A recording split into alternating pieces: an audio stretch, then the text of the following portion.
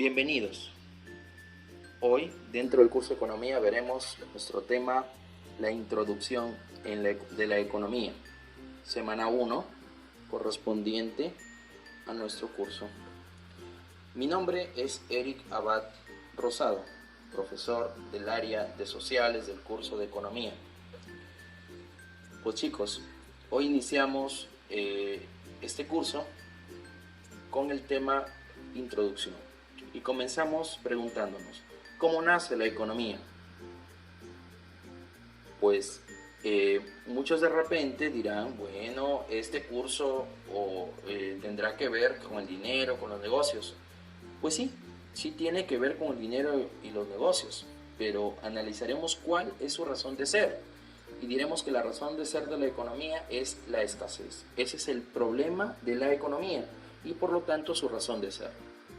Ahora, ¿qué es la escasez? Muchos quizás recién estarán tratando de entender esto y ni siquiera tendrán un concepto de lo que es la escasez. Pues trataremos de explicar. Bueno, vamos a suponer que una persona tiene hambre y le provocó una manzana. Si esta persona come la manzana, pues esta persona se va a sentir satisfecha. Allí no hay escasez. ¿Por qué? Porque esta persona logró satisfacer su necesidad. Pero si esta persona no logra satisfacer su necesidad, es decir, no come la manzana, se va a sentir con hambre. Entonces, cuando la necesidad persiste, a eso le vamos a llamar escasez. Bueno, también diremos que la economía es un término que fue creado por Aristóteles, obviamente de origen griego. Este término se divide en dos, etimológicamente hablando. Oikos, que significa casa o hacienda, y nomos, que significa administración. Por lo tanto, la economía es la administración de la casa o hacienda. Tres pasos muy importantes. Primero, que como ya hemos mencionado, el término lo crea Aristóteles. En segundo lugar, a ese término ya creado por Aristóteles se le agrega la palabra política. Esto es gracias a Monkenstein, pero él poco tiempo después de haber mencionado esto muere. Y al morir es su amigo William Petty quien empieza a hacer popular el término. Por eso que a William Petty se le denomina el iniciador de la economía política. Bueno, hablemos ahora de la división de la economía. Pero antes, déjenme mencionarles que hasta allí no hemos mencionado quién es el padre de la economía. Pues el padre de la economía es Adam Smith, quien en 1776 escribió una obra que se llama La riqueza de las naciones. Muy bien, habiendo dicho esto, pasemos a mencionar cómo se divide la economía. Pues la economía se divide en economía positiva y normativa.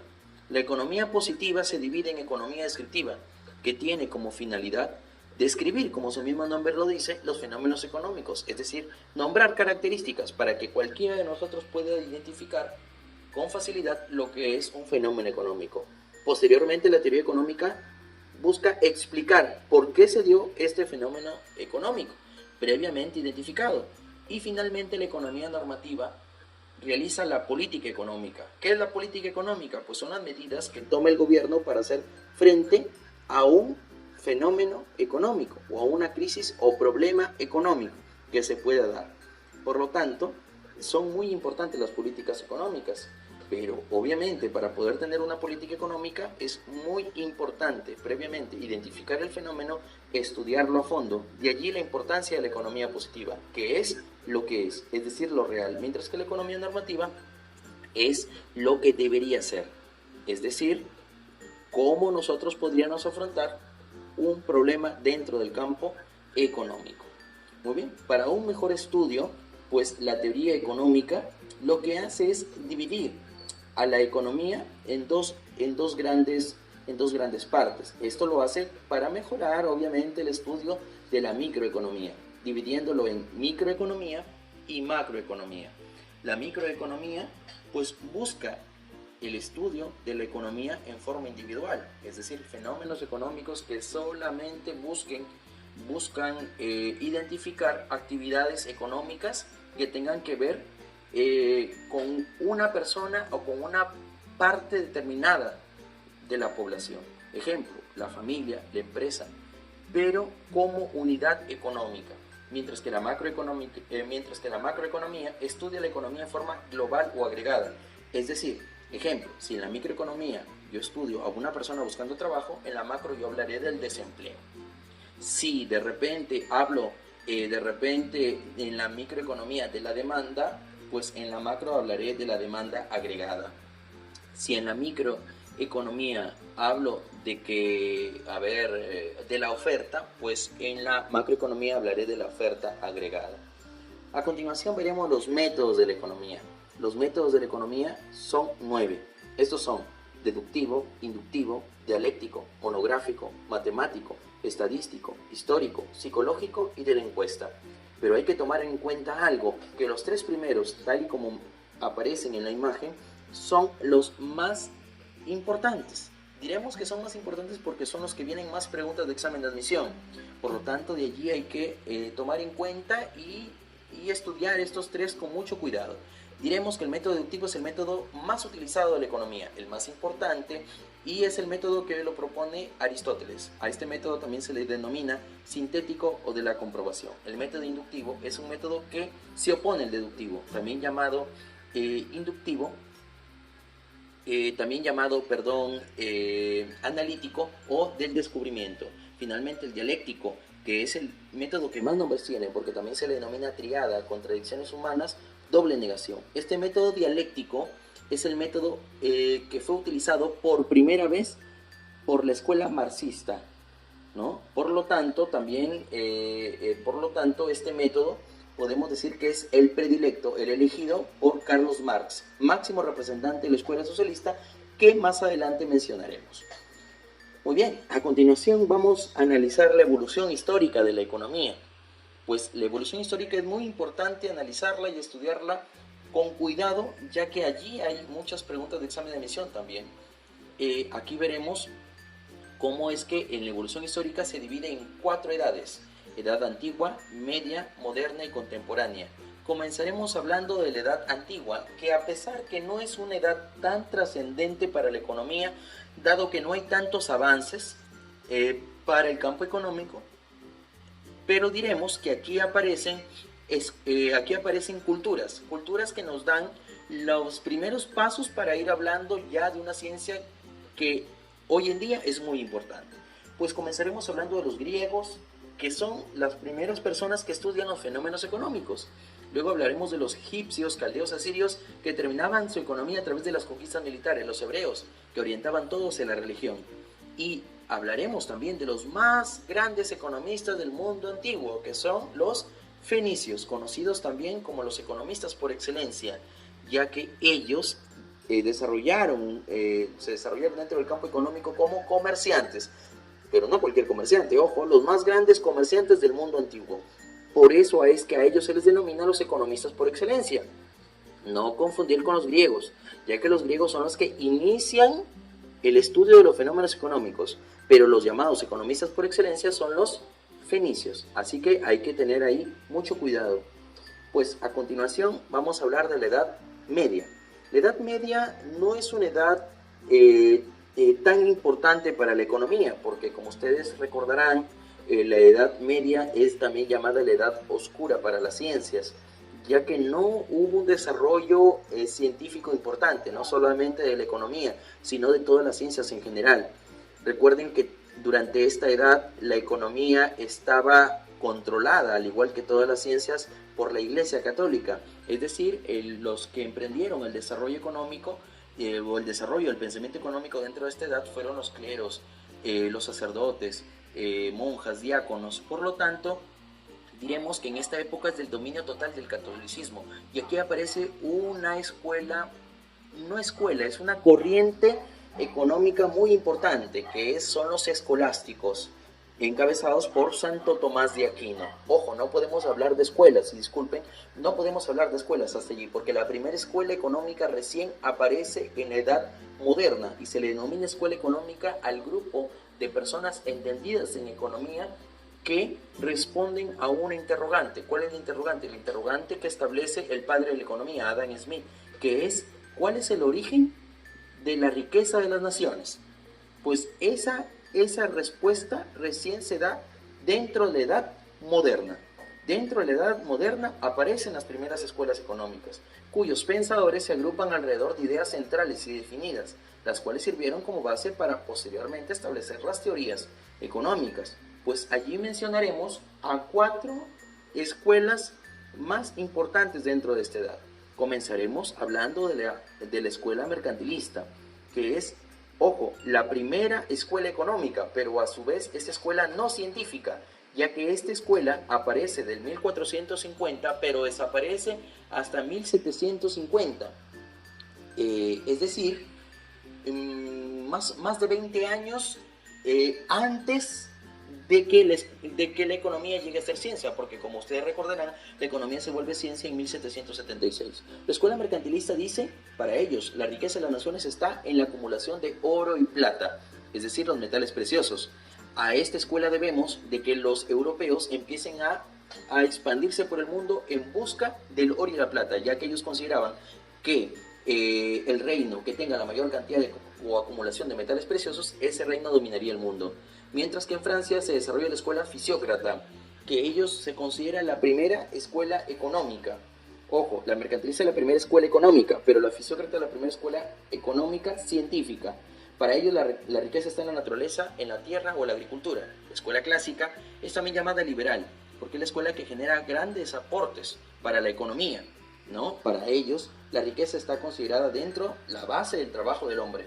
Y finalmente, la escuela socialista es también llamada marxista. Sus creadores son creadores del término plusvalía, que hablaban del exceso de trabajo que solamente los dueños, ellos consideraban que era un abuso, porque los dueños se llevaban el trabajo o el dinero que generaban en exceso, el trabajo, ¿no? Del trabajo de los obreros, y que ellos consideraban de que debían repartirlos con los obreros. Es decir, que el trabajo excesivo que ellos generaban, ¿no? Tendrían que repartirlo entre el obrero y el dueño. Para ellos lo más importante está en el valor del trabajo. Ahí tenemos como máximo representante obviamente a Carlos Marx, que como ya habíamos mencionado previamente, es el que establece como método más importante para su escuela, la socialista, el método dialéctico, que como les mencioné antes lo iban a saber. Ahora estamos viendo a la escuela socialista, también llamada marxista. Muy bien, a continuación vamos a ver a la edad contemporánea. Se considera la edad más importante para la economía. ¿Por qué se considera así? Porque es la edad en la que la economía ha logrado su más grande desarrollo científico, también llamada la edad de las escuelas económicas actuales. Podemos mencionar en este caso a 4 escuelas muy importantes. Hablaremos de la escuela neoclásica, que como su mismo nombre lo dice, son los nuevos clásicos, es decir, retoman la idea de los clásicos, hablan del libre mercado y fundamentan la microeconomía, ¿no? Que ya habíamos mencionado previamente también. La microeconomía tiene como máximo representante al señor Alfred Marshall. Luego hablaremos de la escuela matemática, ¿no? Esta escuela habla de la importancia de la aplicación de la matemática a la economía. Y obviamente fundamentan la econometría, es más, la crean la econometría. Luego tenemos la escuela keynesiana, que menciona la importancia del Estado y fundamentan la macroeconomía. Como dato puedo mencionarles aquí que la escuela keynesiana nace luego de la peor crisis de Estados Unidos, de la crisis de 1929, conocida como la Gran Depresión. Y la escuela keynesiana hablaba de la importancia de la inversión del Estado para de esa manera reactivar la economía. La escuela monetarista habla de la importancia de la política monetaria. Es más, ellos explican la inflación por primera vez, y ellos mencionan que la inflación es un fenómeno netamente monetario. Tenemos ahí como máximo representante a Milton Friedman, ganador del Premio Nobel de la Economía de 1976, con su obra Nueva formulación de la teoría cuantitativa del dinero. Muy bien, hasta allí la parte teórica. A continuación vamos a ver algunos ejercicios para poder repasar lo aprendido hoy. Muy bien, iniciemos. Esta práctica, hay que mencionar que la práctica ha sido elaborada con preguntas todas, preguntas de examen de admisión, es decir, forman parte del banco de la Universidad Nacional de Piura. Así que es muy importante que intentes desarrollarlo, ya que esta pregunta podría repetirse en un examen de admisión. Muy bien, comencemos. Pregunta 1. Etimológicamente la palabra oikonomía proviene de voces.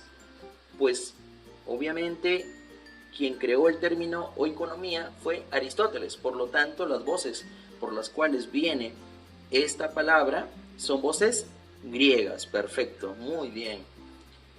En segundo lugar tenemos el principal problema económico es, recuerden cuál era el principal problema económico, pues ¿cuál creen que será? Muy bien, alternativa C, la escasez de recursos. La escasez de recursos lo mencionamos como principal problema económico, como la razón de ser de la economía. 3. La microeconomía estudia, pues vamos a ver, alternativa A, impuestos. B, el comportamiento de la familia comunidad económica. C, la devaluación. D, deuda externa. ¿Cuál creen que será? Pues perfecto, alternativa B, la familia comunidad económica. Entonces repasamos, 1B, 2C y 3B. Esas son las alternativas hasta ahora. Pues avancemos con más ejercicios. Pregunta 4. Se le llama el iniciador de la ciencia llamada economía política. ¿Quién era el iniciador? Muy bien, William Petty. William Petty es el iniciador de la economía política, ya que su amigo Monckersteen fue el que creó el término, pero sin embargo él murió poco tiempo después de haber publicado esto. 5. El método utilizado por la escuela socialista que les mencioné, escuela socialista también llamada marxista, ¿cuál será? Muy bien, método dialéctico. Dialéctico, alternativa C. Y finalmente, pregunta 6. Ha sido considerado como el padre de la economía política. ¿Quién era el padre de la economía política?